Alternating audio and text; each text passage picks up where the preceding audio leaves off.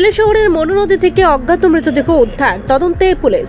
আবারও চাঞ্চল্য কৈলাসহরে। শুক্রবার দুপুরে কৈলাসহরের শ্রীরামপুর এলাকায় মনু নদী থেকে একটি অজ্ঞাত মৃতদেহ উদ্ধার করা হয়েছে। স্থানীয় সূত্রে জানা গেছে, এদিন সকালে প্রথমবারের মতো জলা এলাকায় মনু নদীর জলে মৃতদেহটি ভাসতে দেখা যায়। তবে নদীর স্রোত এতটাই প্রবল ছিল যে তাৎক্ষণিকভাবে মৃতদেহটি উদ্ধার করা সম্ভব হয়নি।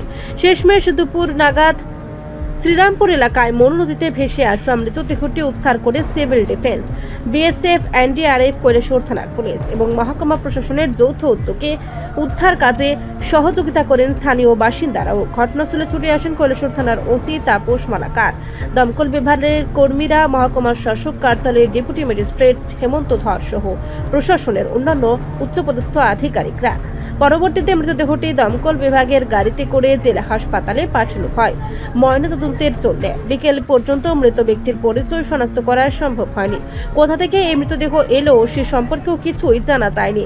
ঘটনার তদন্ত শুরু করেছে। মৃতদেহ উদ্ধারের খবর ছড়িয়ে পড়তে এলাকায় ব্যাপক চাঞ্চল্য ছড়ায় এবং শত শত মানুষ ভিড় জমান ঘটনাস্থলে।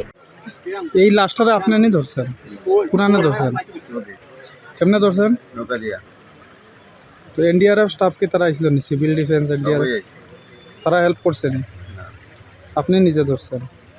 কোন এলাকা এটা? শ্রীরামপুর কয় নাম্বার ওয়ার্ড? 2 নম্বর। নাম কি আপনার? চিত্তরঞ্জন দাস। আচ্ছা আচ্ছা।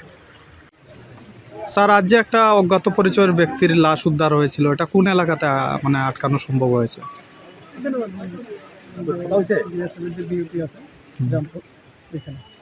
আগে প্রথম কোথায় দেখা গিয়েছিল এই লাশটাকে? জলাই এলাকাতে দেখা গেছে, মনু নদীতে।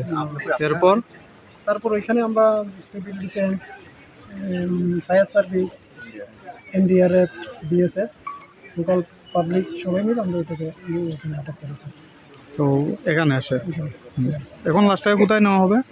আসলে এখানে এফএসএল টিম এসেছে, আমরা প্রয়োজনীয় যে পরীক্ষা নিরীক্ষা করে তারপরে আমরা পিএম এর জন্য নিয়ে যাবো। এটাকে কি মনে করছেন প্রাথমিকভাবে এই এলাকার কেউ নাকি বহিরাগত? এখনো বোঝা যায়নি এখানে কোথায়।